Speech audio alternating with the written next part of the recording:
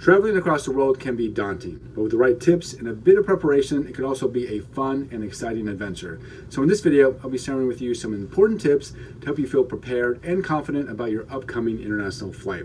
Now this is part 5 in a video series I'm doing, giving you over 80 tips to help you get ready for your next international trip. So if you missed the earlier videos, I'll have links to those posted down in the video description for you to check out. But let's get right into today's video with tip number 1.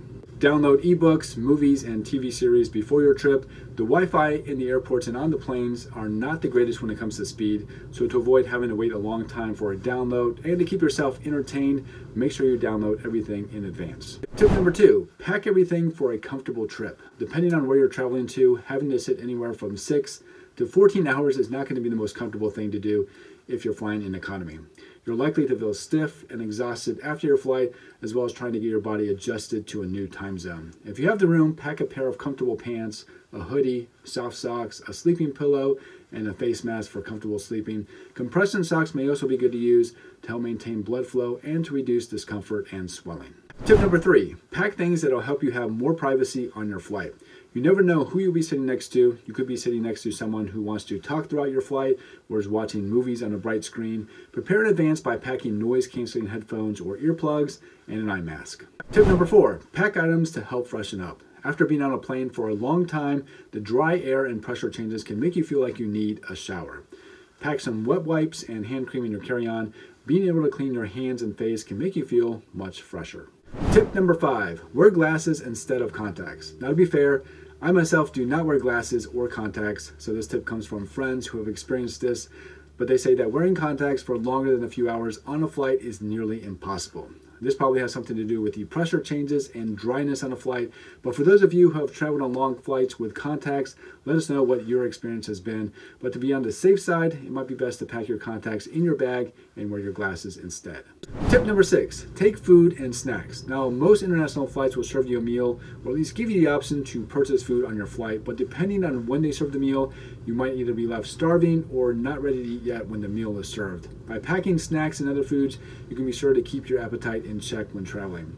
You are allowed to pack almost any food as long as you follow the 3.4 ounce rule. The rule states that you cannot pack liquids in bottles larger than 3.4 ounces in your carry-on or hand luggage. This includes sauces, creams, and even peanut butter. However, checked luggage is totally fine, although it doesn't really do any good if all your food is packed away under the plane where you can't get to it. The other option is just to buy your food once you're through security. Once you're through security, any food that's available to buy is fair game to bring on the airplane, including drinks. Also, you should be careful when packing organic food and dairies, as some countries won't allow you to enter with specific foods. I actually have a full video on what food you're allowed to bring through security and on the plane with you. I will link for that video at the end of this one, as well as in the video description for you to check out. Tip number 7, always take an empty bag for your dirty clothes. If you start mixing your dirty clothes with your clean ones, pretty soon your clean clothes are going to start smelling. I'd recommend packing a special laundry bag or a plastic bag. Tote bags really aren't that good because they let air through the fabric, but plastic ones, however, do not. Tip number 8, pack a few Ziplocs, plastic bags, and a tote bag. They don't take up that much space and you never know when you're going to need them. It also might be helpful to pack a piece of bubble wrap as well if you're going to be bringing home any bottles of wine or glass souvenirs. Tip number 9, if you have a luggage scale, take it. If you don't, I recommend you get one.